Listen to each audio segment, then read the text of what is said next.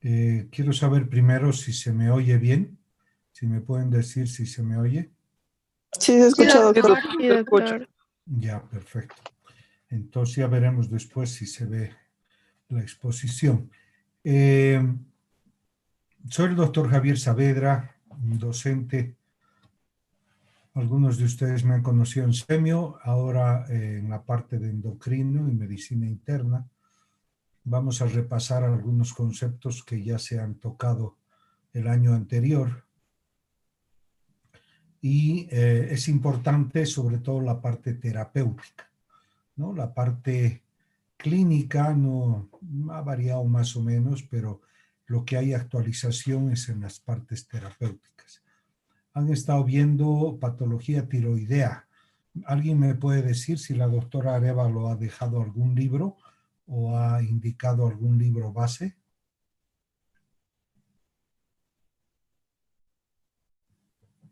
Nadie.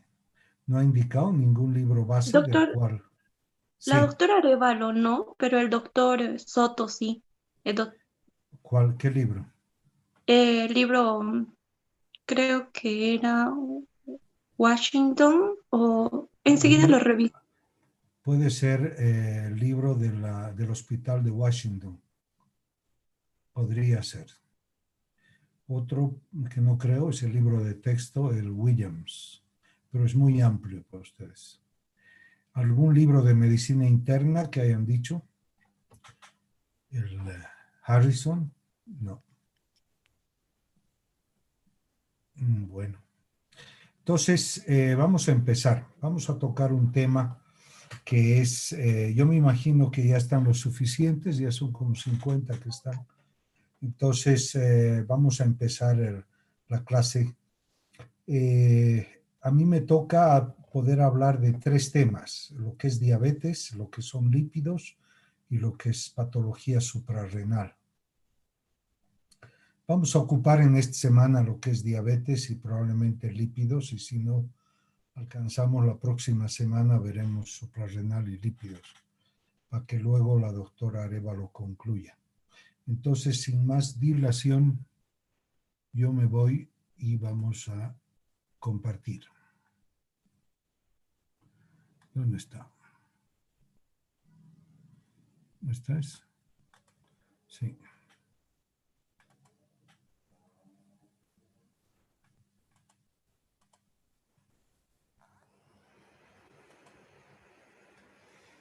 Muy bien.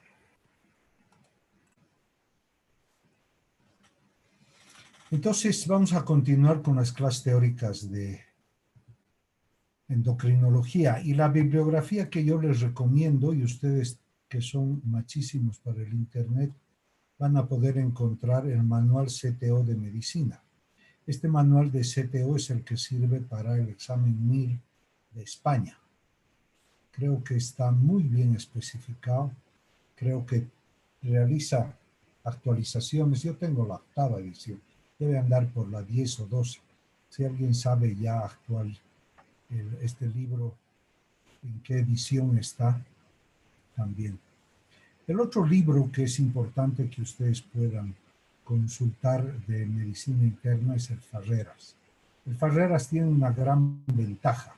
La ventaja es de que es bastante amplio, toca bastante la parte sindrómica, que es importante. No es tan puntual como lo es el Harrison, pero el Harrison es también muy bueno. Pero entre el CTO de medicina, que ojalá consigan, y lo que es medicina interna de Farreras, pues van a poder llevar adelante toda la parte de endocrino que corresponde a todo esto. Bien.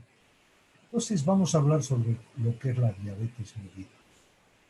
Es una enfermedad, es la enfermedad endocrinológica tal vez más común después de la obesidad.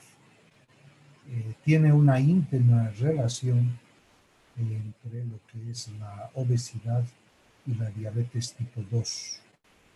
Es importante saber que antiguamente se llamaba, la diabetes estaba dividida en la diabetes tipo 1, que era insulino dependiente, la 2 no insulino dependiente la 3 diabetes secundaria y la 4 diabetes gestacional. En la actualidad se la divide más por su fisiopatología, que es diabetes tipo 1, que son números arábicos, tipo 2, la diabetes secundaria y la diabetes gestacional. Se dice que es una división por su fisiopatología, porque la diabetes tipo 1 es insulinopénica, es decir, la base fisiopatológica de la diabetes tipo 1 es la falta de insulina. La diabetes tipo 2, sin embargo, es más un mecanismo de resistencia a la insulina y es la que en clasificación la más numerosa. La diabetes mellitus tipo 2, que si bien a un principio presenta hiperinsulinismo, con el devenir de los años y la evolución a partir del octavo o 10º año de evolución de la diabetes, va perdiendo capacidad de fabricar insulina, entonces al final se vuelve también insulinopénica o insulino requiriente, que se llama. Vamos a tocar en la diabetes más el tipo de la diabetes tipo 2, porque es prácticamente el 90% de los tipos de diabetes. Es la más frecuente. Van a apagar, por favor, no se descuiden, van a apagar sus micrófonos. Afecta un estimado a un 9% de la población. Hay lugares que tienen un 15, un 20% de la población diabética en general, no solo de la diabetes tipo 2. En nuestro medio estamos bordeando el 10% en general y un 85% corresponde a la diabetes tipo 2. Su prevalencia aumenta año tras año porque los factores de riesgo son muy claros y la obesidad, que es un factor de riesgo importantísimo, pues no baja, más bien aumenta. Se ha calculado más o menos una existencia de 235 millones de diabéticos para el 2025. Esto es importante saber porque se va a necesitar que no solamente el endocrinólogo o tal vez el internista maneje a los diabéticos, sino también el médico general. Debe, a través de los factores de riesgo, buscar pacientes diabéticos y obviamente poderlos encaminar para su tratamiento. O en cierto caso estar habilitados para tratar a un paciente diabético. Quién sabe el médico general tenga un poquito más de reticencia de manejar la insulina, pero por lo menos el tratamiento farmacológico con tabletas y no farmacológico con la dieta y todo esto, sí lo va a poder hacer. Otra de las cosas importantes hay que saber que el tratamiento intensivo lleva a una disminución de las complicaciones. Esto lo ha dicho un estudio, que es el UKPDS, es un estudio en el Reino Unido, donde durante 10 a 12 años se ha llevado a los diabéticos y se los ha llevado con tratamiento con tableta, tratamiento con insulina y tratamiento intensivo también con insulina. Y se ha visto que las complicaciones crónicas pueden retrasarse mucho. ¿Por qué nosotros estamos interesados en tratar al diabetes? Precisamente para que no aparezcan las complicaciones, que son muy invalidantes. Ya vamos a ver cuáles son las complicaciones crónicas, que son las microangiopáticas y las macroangiopáticas, teniendo entre ellas la macroangiopatía diabética, que es la aterosclerosis, y como todos sabemos, el infarto de corazón por la aterosclerosis es la causa más frecuente de muerte en todo el mundo, no solo para diabéticos, sino también para no diabéticos. Entonces, el motivo de que nos preocupemos por tratar, porque una vez sería que el paciente sea un poquito más dulce, pero es el hecho de que las complicaciones ataca la vista, ataca el riñón, ataca los nervios, ataca el cerebro, ataca el corazón y también ataca los pies. Entonces ataca la circulación de todo el cuerpo. Y esta circulación de todo el cuerpo hace que evidentemente pues, la vida vaya cayendo en calidad muchísimo y el diabético de manera temprana se ve impedido de llevar una vida cuasi normal. Y en la diabetes pues han aparecido nuevas alternativas, porque antes dependíamos solamente de las sulfonilureas, el famoso Daonil, que lo que hacía era exprimir el páncreas para que salga la insulina del páncreas y pueda contrarrestar lo que es la hiperglucemia. Ustedes se darán cuenta que ya hablamos de glucemia, no de glicemia. Y esto es porque glucemia viene de glucosa, glicemia viene de glicemia, de la iglesia. Entonces se acostumbran a hablar de glucemia mucho. Entonces, hay nuevas alternativas terapéuticas que son muy importantes. Porque como decía antes, solamente íbamos en pos de exprimir el páncreas con las sulfonilureas, glibenclamida, y con esto lo que creíamos era de que aumentando la cantidad de insulina en circulación se iba a quemar mayor cantidad de azúcar. Bueno, en la diabetes tipo 1 no se podía porque su patología es de que no hay insulina. En la diabetes tipo 2 y en la diabetes gestacional se podría pensar que es una buena alternativa, pero se vio también que el exceso de insulina en la circulación aumenta la aterosclerosis. Entonces no queríamos que haya mucha insulina circulando.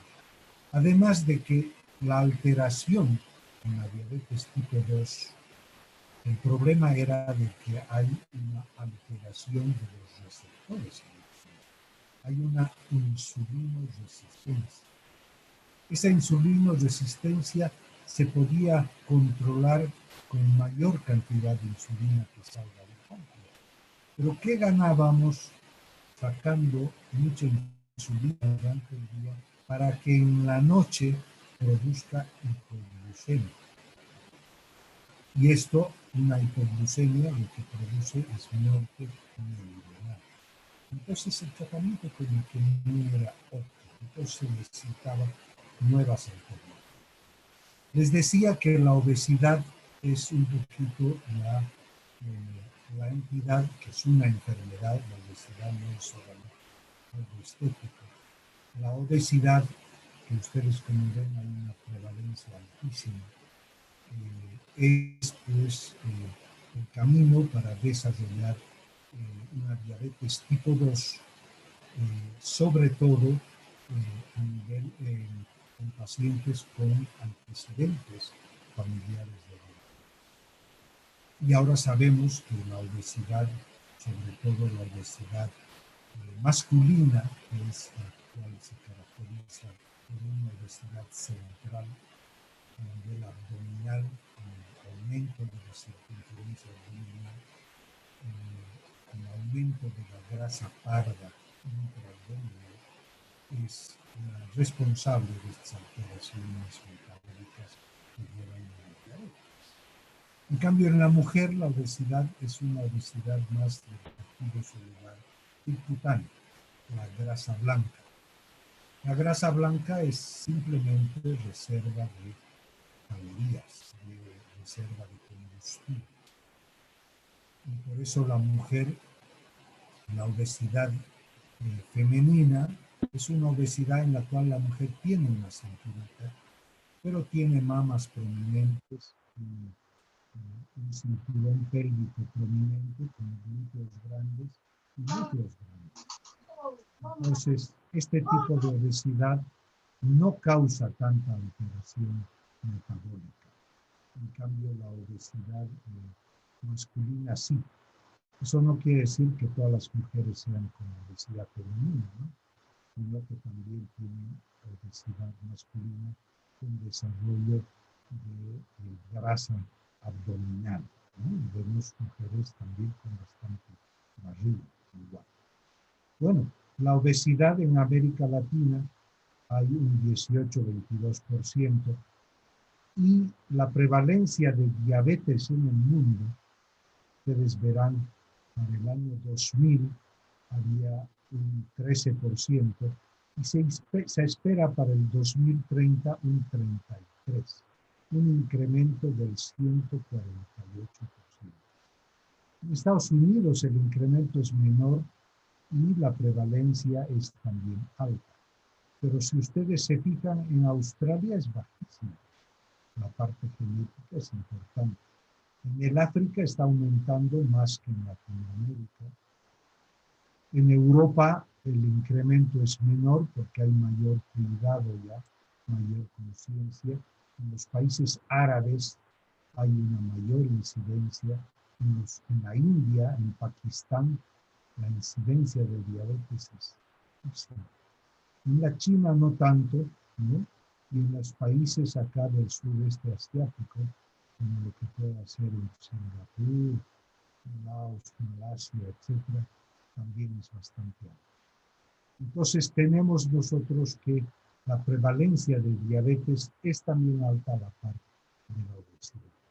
¿Qué pasó en Bolivia? En Bolivia nosotros lamentablemente no somos muy afectos a hacer las estadísticas, y tenemos una hecha el siglo pasado, donde nosotros tenemos un muestreo a distintas alturas de las ciudades del eje, y entonces veíamos cómo el porcentaje en relación a la altura había una relación directa, de a menor altura, mayor cantidad de diabetes, ¿no?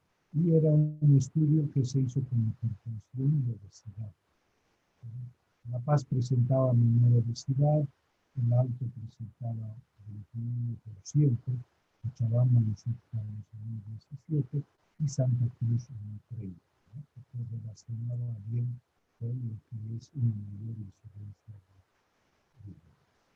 Y lo que les decía, la clasificación actual es la diabetes tipo 1, mediada por un proceso inmunológico, o idiopático, que todavía no se termina de conocer todo, pero básicamente los diabéticos tipo 1 son diabéticos que desarrollan una alteración inmunológica que va y crea anticuerpos contra el páncreas, contra los islotes, contra los receptores, contra la insulina.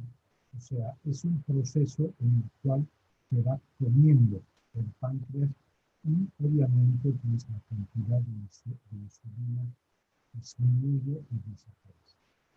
La diabetes tipo 2, sin embargo, tiene un mecanismo de insulina resistencia. ¿Qué quiere decir? El mejor ejemplo que se da es que el accionar de la insulina en su receptor es como una llave de una chapa, donde la llave es la insulina y la chapa es su receptor. Si algo falla en la estructura de la llave, no abre. Si algo falla en la estructura del receptor, no abre.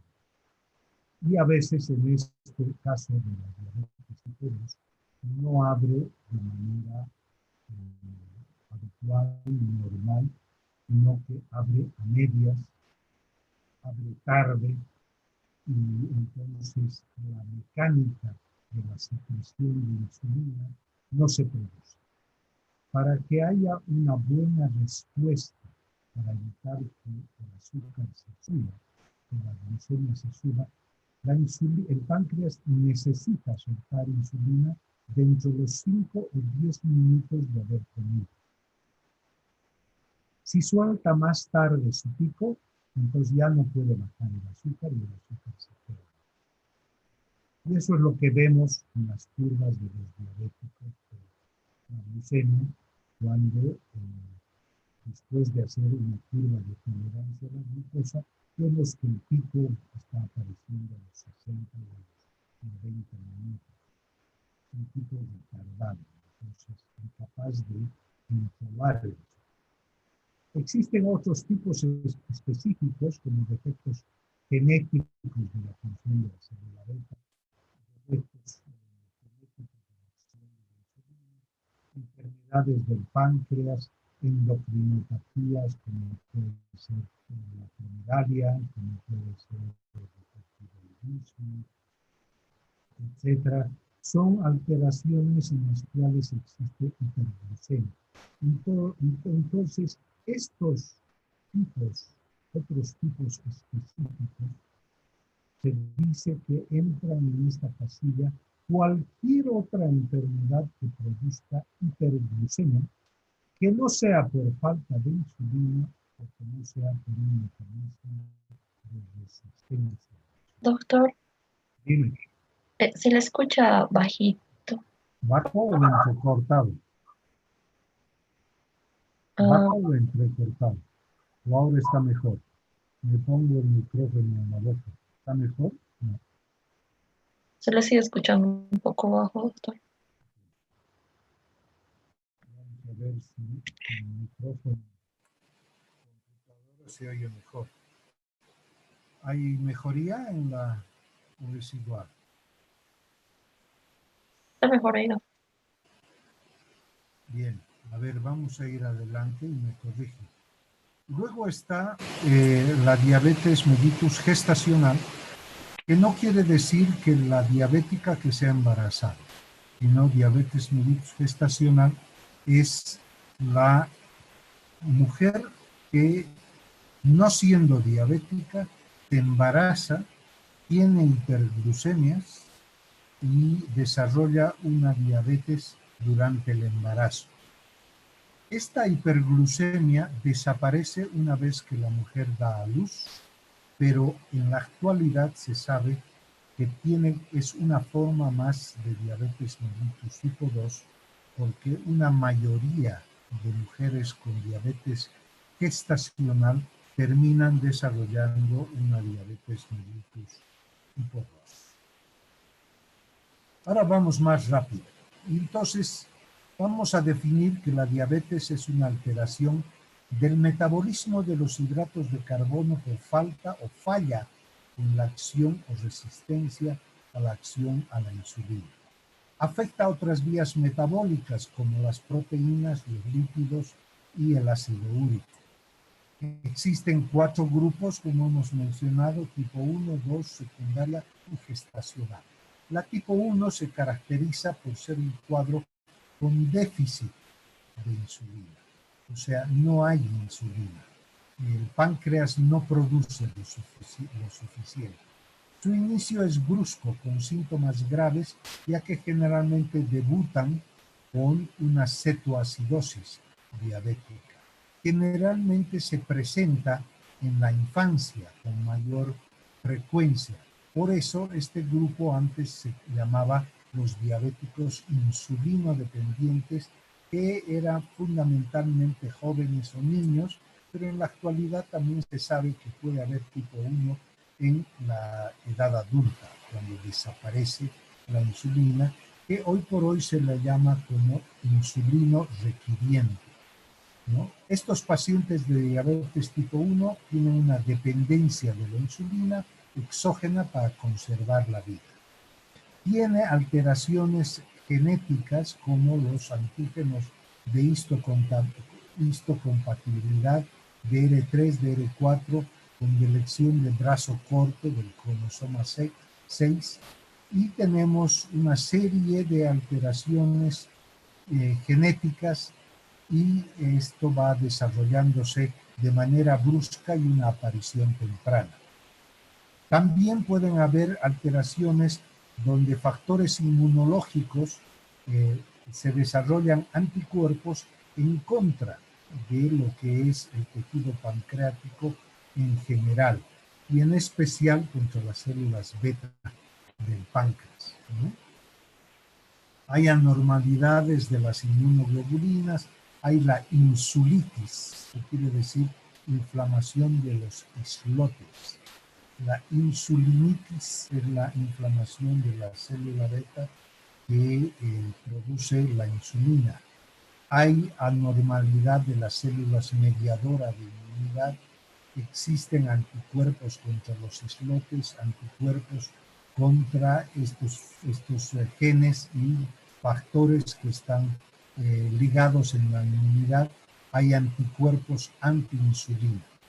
Pero también hay factores ambientales que desencadenan esto por toxicidad directa o desencadena mecanismos de autoinmunidad contra las células beta. El uso de ciertos fármacos o químicos como el aloxano, la streptozotocina, la pentamidina, vapor, o infecciones virales como el Coxsackie, el B4, B6, virus de la encefalomiocarditis, de la parotiditis, de la rubéola, del herpes, y llegamos al virus también del COVID-19. Y se ha visto que en los pacientes con la infección del coronavirus, estos pacientes presentan una hiperglucemia al inicio sin ser diabéticos. Mucha gente decía que es por estrés, ahora se sabe que es por una acción directa del COP2 sobre el páncreas, o directamente un paciente que no era diabético empieza con una cetoacidosis diabética. O si el paciente era diabético, hace una cetoacidosis diabética. Entonces, la llegada del virus hacia el páncreas es frecuente. También se ha visto que hay algunos alimentos como dietas hiperproteicas e hiperhidrocarbonadas, proteínas de la leche de vaca y el gluten de trigo pueden de alguna forma alterar la inmunidad del sistema y crear anticuerpos que van a atacar al páncreas, en general los islotes en particular que puedan darse. La diabetes tipo 1 se presenta cuando el sistema inmunológico del propio cuerpo destruye las células productoras de insulina. Habitualmente se presenta en niños y jóvenes y que se caracteriza por una falla en la insulina y requiere tratamiento directo inicial con insulina. Generalmente asintomática y se inicia directamente a veces con un coma diabético. La diabetes tipo 2 es un estado de hiperglucemia crónica por factores genéticos y ambientales. Entonces, acá tenemos que hay un factor hereditario fundamental y ambientales por un mal hábito de vida, con sedentarismo, hiperalimentación y sobre todo malos hábitos en cuanto a la comida, a la hidratación y al ejercicio físico.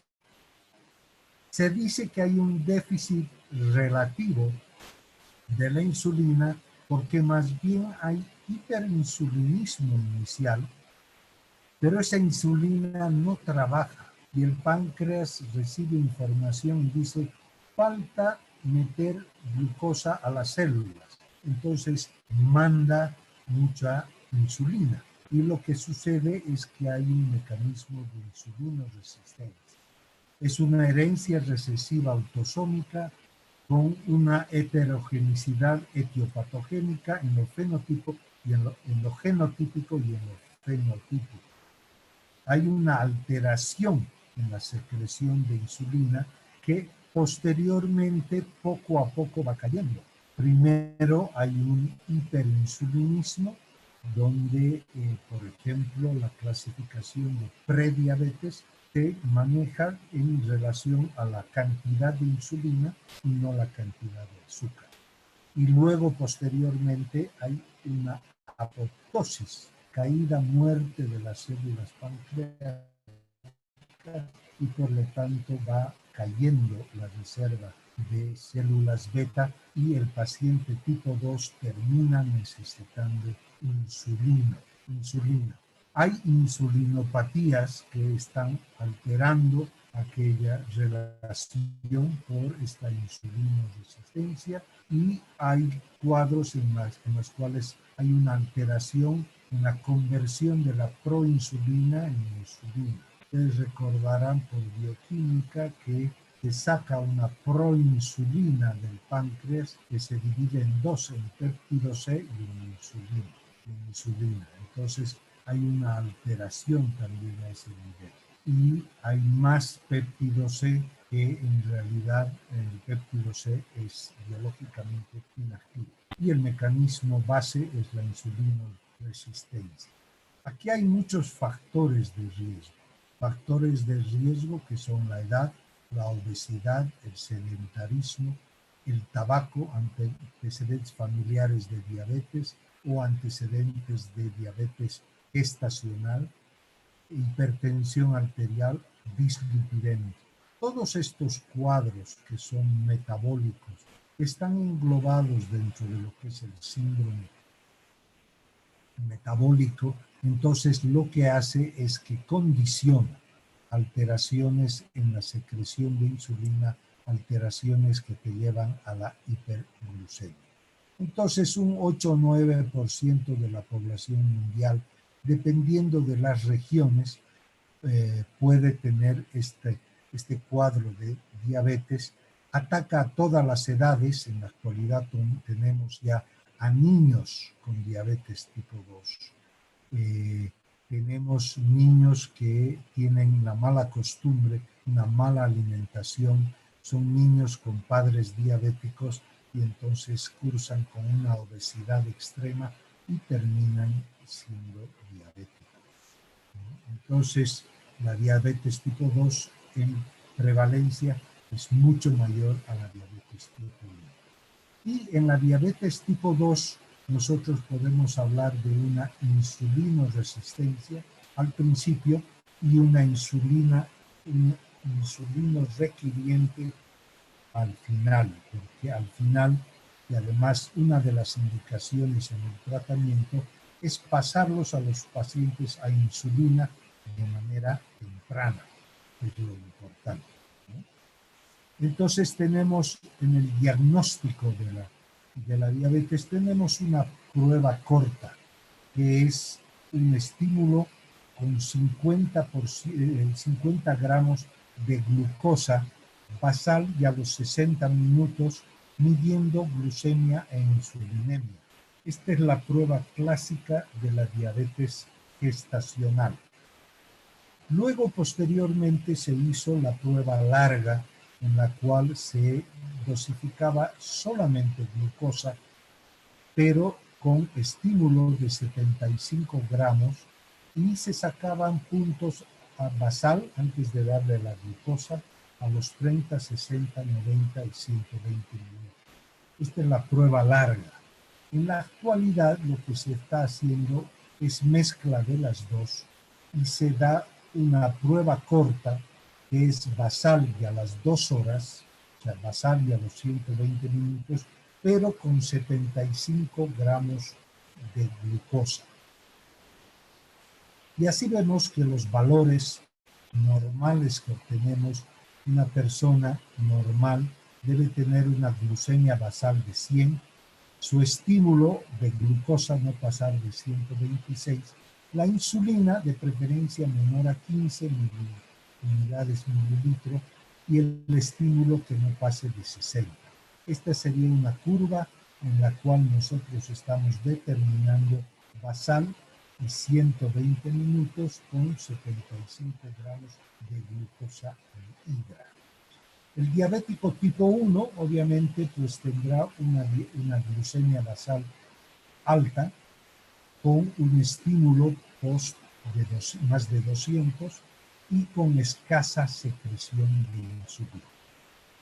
El diabético tipo 2 también tendrá una glucemia basal de 126 con una glucosa a los 120 minutos mayor a 200 y puede ser que inicialmente su insulina sea más alta o cuando ya han pasado más de 5 a 10 años de evolución también va perdiendo cantidad de insulina. ¿Qué pasa en el nivel intermedio, que son los intolerantes al azúcar o los prediabéticos? Su glucemia está ligeramente aumentado, 100 a 110. El estímulo está entre 140 y 199, no llega a 200, porque se dice que cualquier persona que estimulando con 75 gramos de glucosa a los 120 minutos, si tiene un valor en cualquier punto, puede ser 30, 60, 90 o 120, mayor a 200, podemos indicarle que es diabético. Entonces, el prediabético tiene un estímulo entre 140 y 199, pero tiene un hiperinsulinismo, tanto basal como tras estímulo. Entonces, nosotros al diabético, sobre todo al diabético tipo 2, lo encontramos con niveles de glucosa altos, y al prediabético nos fijamos más en los valores de insulina que en los valores de glucosa. ¿Cuáles son las complicaciones? Vamos a verlas con más detalle, pero simplemente las apunto ahora porque son el objetivo del tratamiento y cuidado del diabetes. Tenemos complicaciones agudas, que son el estado hiperglucémico cetoacidótico, que antes se llamaba coma diabético cetoacidótico. Lo que pasa es que desde que nos preocupamos más de los diabéticos hay menos comas, pero sí hay estados hiperglucémicos cetoacidóticos. ¿Qué caracteriza a estos pacientes? Para que se haga una cetoacidosis necesitamos que no haya insulina. Entonces, estos estados de hiperglucemia cetoacidóticos los hacen de preferencia el diabético tipo 1 o el diabético tipo 2 muy descompensado, donde hay un factor que se llama la glucotoxicidad, que hace que prácticamente la insulina que tiene no actúa. Y entonces el cuerpo, para tener combustible, empieza a quemar grasas. Y al quemar grasas, entonces produce cuerpos cetónicos. Los cuerpos cetónicos se eliminan por la orina y causan intoxicación también cerebral. Otra complicación aguda es la hiperglucemia hiperosmolar. Esto ocurre más en el diabético tipo 2, donde hay insulina. Sin embargo, los niveles de azúcar son mucho más altos. En un estado cetoacidótico, las glucemias estarán en 250, 300. En cambio, en el estado hiperglucémico hiperosmolar, quiere decir hiperosmolar porque el paciente está altamente deshidratado, las glucemias están en 800, 900, 1200. Entonces, esto hace de que haya una intensa poliuria, una polirupsia, y es básicamente un estado de deshidratación severa. Un estado de deshidratación severa que hay que saber tratar. La otra complicación aguda son las hipoglucemias, que son bajones de azúcar, ya sea por tratamiento o en ocasiones porque el hiperinsulinismo que tiene el diabético tipo 2 lo que hace es, al no alimentarse 1 o 2 días, ese hiperinsulinismo acaba produciendo hipoglucemia. Sin embargo, las hipoglucemias más frecuentes son resultado del tratamiento con insulina. ¿Cuáles son las complicaciones crónicas? Las macroangiopáticas y microangiopáticas. Las macroangiopáticas son básicamente lo que se conoce como la aterosclerosis cerebral y la aterosclerosis coronaria. Esto lleva al accidente vasculocerebral, esto lleva a los infartos de miocardio. Y las microangiopáticas, porque acá lo que está alterado y lo que se ha endurecido y hay una mala circulación de los vasos gruesos. En cambio de los capilares, cuando se alteran los capilares, se produce alteraciones en la retina, en los nervios, en los vasos que irrigan los nervios, produciendo una destrucción de la mielina y por lo tanto el nervio empieza a hacer cortocircuito. Aparecen dolores, falta de sensibilidad, falta de acción motora, etcétera, etcétera, una alteración de todo lo que es la actividad, sensibilidad y la actividad motora de los nervios.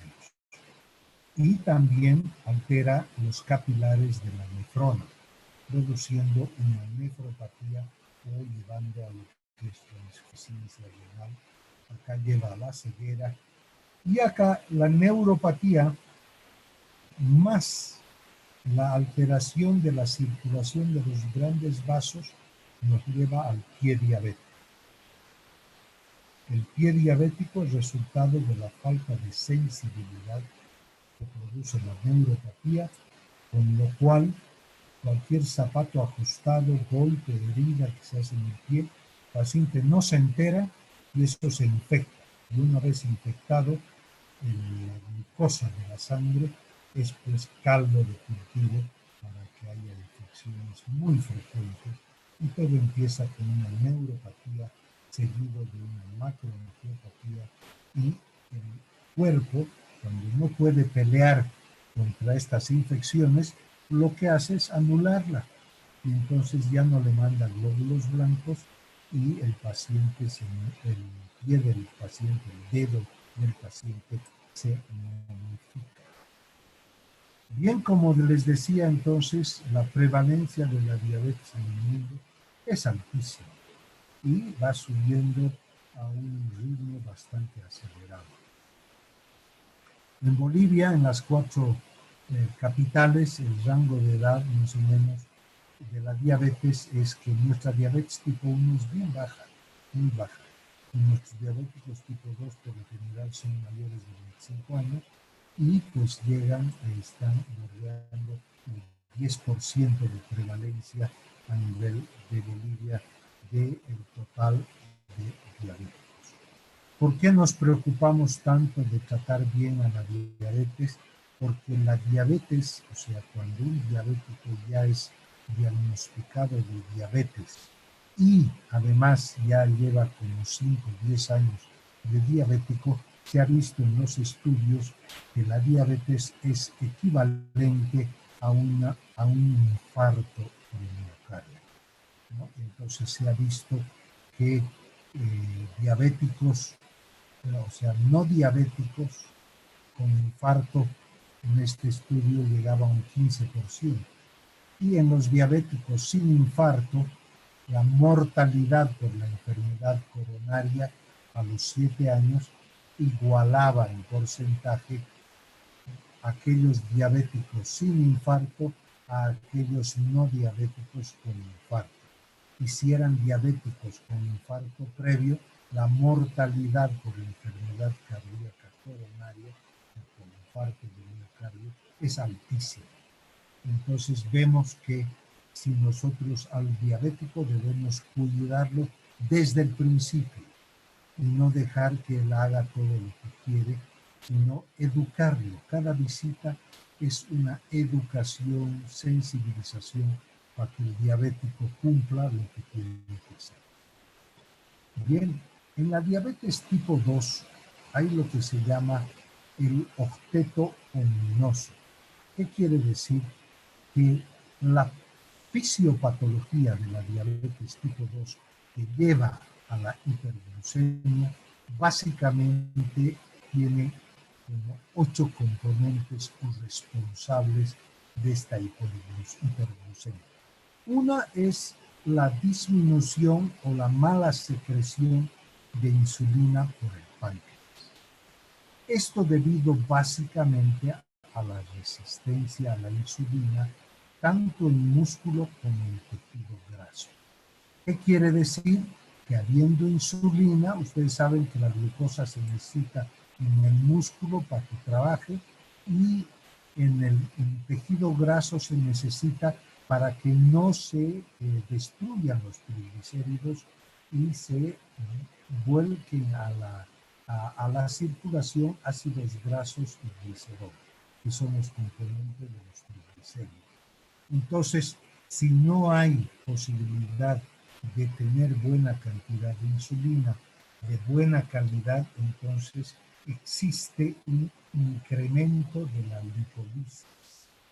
Aumenta la destrucción del tejido graso y esta destrucción del tejido graso lleva a la existencia de lo que es aumento de los ácidos grasos circulantes, y los ácidos grasos circulantes aumentan la resistencia a la insulina.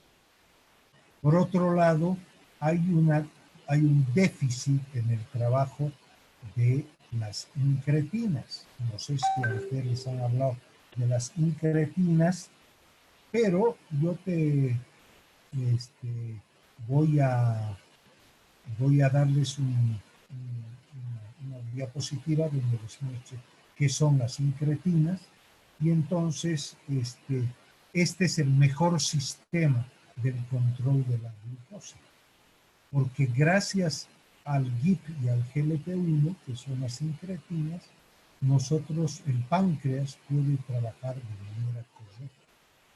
Y estas incretinas están a cargo del vaciamiento gástrico, están a cargo del apetito, están a cargo de la absorción de glucosa gracias a la secreción de insulina, que se llama glucosa dependiente. ¿Qué quiere decir? Que cuando la glucosa está alta, gracias a la incretina, el páncreas produce más insulina. Y al revés, cuando la glucemia está baja, la incretina no estimula el páncreas y el páncreas no produce mucha insulina. Entonces, eso es bueno, porque nosotros, desde fuera, nosotros con las sulfonilureas, lo que hacíamos era ir a exprimir el páncreas para poder soltar insulina. En cambio, si nosotros damos incretinas, pues este trabajo de acuerdo entre las incretinas y el páncreas se produce de manera adecuada. Otro problema de hiperglucemia es el incremento de la secreción de glucagón. Ustedes saben que el glucagón le pide azúcar al hígado, y entonces en el diabético hay un incremento de la secreción del glucagón por el páncreas, y esto aumenta la salida de glucosa por el hígado, y entonces lleva a la hiperglucemia. Y la metformina, su principal trabajo es bloquear o disminuir la salida de glucosa desde el hígado. Pero además, ahora último, se ha visto que otro gran aportante de la glucemia, de la hiperglucemia, es el riñón. Y existe un mecanismo que se llama GLP-1, que actuaba, que eso se lo investigó a nivel del intestino, y se ha encontrado el SGLT2, que actúa a nivel del riñón, reabsorbiendo glucosa. Entonces resulta que cuando hay filtración glomerular, la cantidad de glucosa que sale hacia los túbulos contorneados proximales es altísima. Y entonces el riñón reabsorbe casi toda la cantidad de azúcar, y en la orina prácticamente no aparece glucosa. Y entonces es un gran aportante de glucosa a la sangre, el riñón. Y esto se ha descubierto para que pueda haber una tableta o inyección que lo que haga es bloquear la reabsorción de glucosa por el riñón, y con esto contribuye a disminuir la hiperglucemia. Porque resulta que la hiperglucemia perjudica el metabolismo de los carbohidratos, activa la vía de las pentosas y del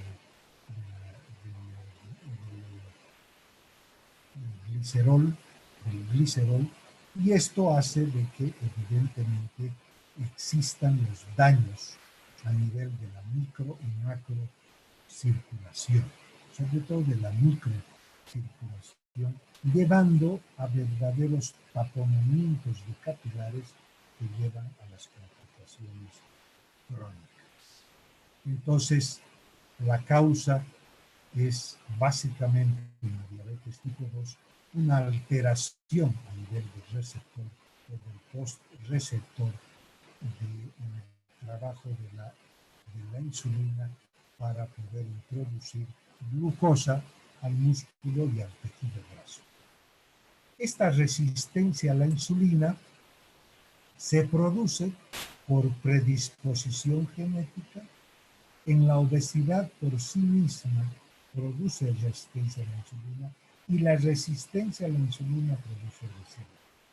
El sedentarismo aumenta la resistencia a la insulina, la edad de igual manera, el consumo de tabaco, varias enfermedades, dietas desequilibradas, el consumo excesivo de alcohol, el estrés por la secreción de catecolamina y lleva a la resistencia a la insulina y esto lleva al hiperinsulinismo, que es causa de también alteraciones, sabiendo que la insulina es una hormona anabólica y por lo tanto la insulina provoca alteraciones metabólicas en el cuerpo y por la mala calidad del diurético tipo 2 de esta insulina, pues no actúa de manera eficiente y bajada.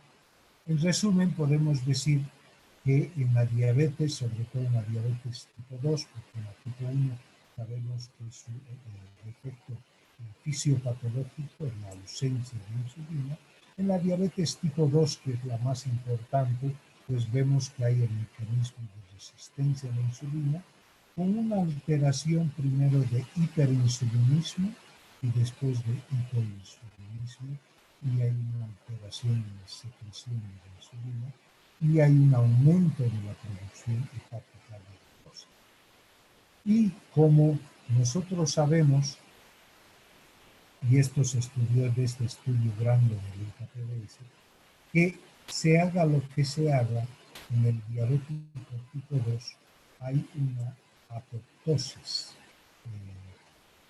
progresiva de las células beta y por lo tanto hay una disfunción de la célula beta que va cayendo en su función a lo largo de los años de diagnóstico.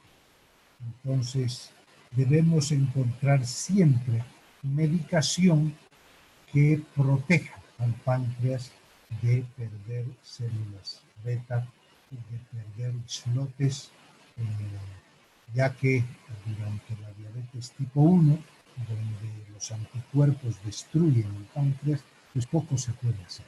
Pero en la diabetes tipo 2 sí se puede hacer. Acá tenemos un esquema de qué es lo que sucede con la glucosa en las distintas etapas de la diabetes, qué sucede con la insulina o con los niveles de insulina en las distintas etapas. Y así vemos que en la obesidad, que es de donde se parte, sobre todo en la diabetes tipo 2, existe un aumento progresivo de la insulina para lograr mitigar la insulina resistencia que hay en la obesidad. Y en la obesidad los niveles basales de insulina, de glucosa, son bajos, hasta que cerca al diagnóstico de diabetes empieza a subir lentamente los niveles basales de glucosa, siendo los niveles de glucosa en ayuna más bajos y los niveles de glucosa postprandiales un poco más altos. Y para que esto suceda y que tengamos glucosa en ayunas baja, la insulina pues empieza a producirse por encima de lo normal. Una vez que se diagnostica diabetes tipo 2, la glucemia postprandial pues va en ayunas. Lo mismo la glucemia en ayunas, progresivamente en ayunas. Sin embargo, la resistencia a la insulina no se modifica y los niveles de insulina luego de un tiempo, luego de unos años, va cayendo. Y entonces es en este momento cuando ya no tiene el paciente reserva de insulina, ya los tratamientos con tabletas no son efectivos y entonces el paciente tipo 2 necesita tratamiento con insulina. ¿Qué pasa con las complicaciones? Las complicaciones macrovasculares, lo que es la dislipidemia, lo que es la aterosclerosis, lo que es la insuficiencia de riego tanto cerebral como coronario, pues ya empieza desde la época de la obesidad. Entonces la macroangiopatía, que es la situación de lo que es las alteraciones de la aterosclerosis, ya están, pues una vez en el diagnóstico ya están puestos. Se ha hecho un estudio, los cubanos han hecho un estudio y han visto, han ido a buscar las arterias coronarias en niños de 10 años fallecidos en accidentes de automóvil o de accidentes en carretera o que no sean enfermedades metabólicas. Y vieron que desde los 10 años ya hay cierto grado de aterosclerosis en la población. En cambio, ¿qué pasa con la las alteraciones o complicaciones microvasculares? Estas empiezan desde la época del diagnóstico de la diabetes. Esta es enfermedad renal, nerviosa o retiniana, pues al cabo de los 10 años, 12 o 13 años, ya podemos empezar a ver lesiones microvasculares producto de la diabetes. ¿Qué son las incretinas? Rápidamente, entonces, tenemos, pues ya tenemos que terminar, tenemos dos, GIP, que su nombre viene de Glucose Dependent Insulinotropic Polipéptido, o sea, quiere decir un polipéptido insulinotrópico, quiere decir que es un polipéptido que va en búsqueda y saca insulina del páncreas, pero que es glucosa dependiente. Lo que les decía, si la glucosa está normal, este polipéptido no va en busca de la insulina. En cambio, si la glucosa es alta, este polipéptido, este GIP que se produce al principio más o menos a nivel de lo que es el duodeno, empieza a ir al páncreas para que se produzca la insulina. Es el GIP. Y el otro es el GLP-1 que se llama Glucagon-like peptide. Quiere decir, es un péptido parecido al glucagón número 1. Y entonces también va en búsqueda de regular los niveles de glucosa. Y si está fallando, pues esto va y restituye los niveles de glucosa.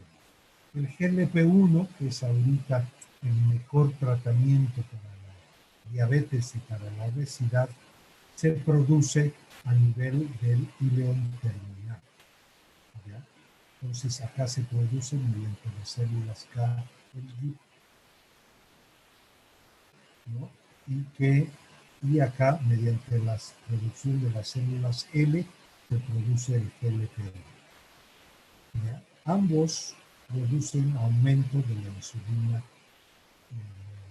plasmática, pero el GLP-1 además disminuye el vaciamiento gástrico, por lo tanto no se produce la absorción de carbohidratos y también disminuye la secreción del glucagón a nivel del páncreas. Y esto hace que los niveles de glucosa bajen y estén mejor controlados. Y para terminar, indicarles que cuáles son las perspectivas terapéuticas que tenemos ahora en día. Por un lado tenemos las incretinas, que son parenterales. Se daban antes inyecciones diarias, en la actualidad se dan inyecciones semanales. Luego están las tiazolinedionas, las glitazonas, que son medicamentos que actúan, pero de manera muy efectiva, disminuyendo la resistencia a la insulina, tanto en el tejido adiposo como en el muscular. Tenemos los insulinos secretagogos, que son los típicos, la glibenclamida, y que son las sulfonilureas, ¿no? Que son medicamentos que van y exprimen el nopal. Existen otros que ya no hay en Bolivia, que los inhibidores de la alfa-glicosidasa, que son esta alfa-glicosidasa, lo que hace es aumentar la absorción de carbohidratos a nivel del estómago. Entonces, inhibiendo esta, entonces hay menor absorción de carbohidratos en el estómago. Luego tenemos el medicamento estrella que tenemos ahora en el tratamiento de diabetes, que son las biguanidas, entre ellas la metformina. Esta se la conoce hace mucho tiempo, pero no se la usaba por el miedo a la acidosis láctica. También la metformina tiene su acción específica mejorando la insulinoresistencia, tanto a nivel graso como a nivel muscular. Pero sobre todo la metformina lo que hace es evita o disminuye de manera importante la producción de glucosa por el hígado. Y entonces es un fuerte, no es hipoglucemiante, pero es un fuerte no aportador de glucosa hacia la circulación. Y por último tenemos lo que les decía, el inhibidor de la SGLT2, que esta proteína es una transportadora de sodio y glucosa en el riñón que reabsorbe el azúcar que se filtra en el riñón. Y entonces también es un medicamento que no hay en Bolivia, pero que está dando excelentes resultados porque actúa mucho y muy bien sobre la cardiopatía isquémica. Entonces, controlando el azúcar con SGLT2, nosotros además de rebote estamos previniendo enfermedades isquémicas coronarias y cerebrales. Muy bien. Yo creo que eso sería todo. Vamos a ver si hay alguna pregunta y si no, pues nos vemos mañana a la misma hora y por el mismo canal. ¿Hay alguna pregunta que quieran hacer? Mañana vamos a ver un poco el mecanismo fisiopatológico de la cetoacidosis, también algo del hiperosmolar, y después vamos a ver un poco lo que son las complicaciones crónicas y por último el tratamiento. Si no hay más preguntas, entonces pues acá quedaríamos, ¿sí? Por lo menos díganme hasta luego. Vamos a ver. Hasta luego, doctor. Gracias. Chao.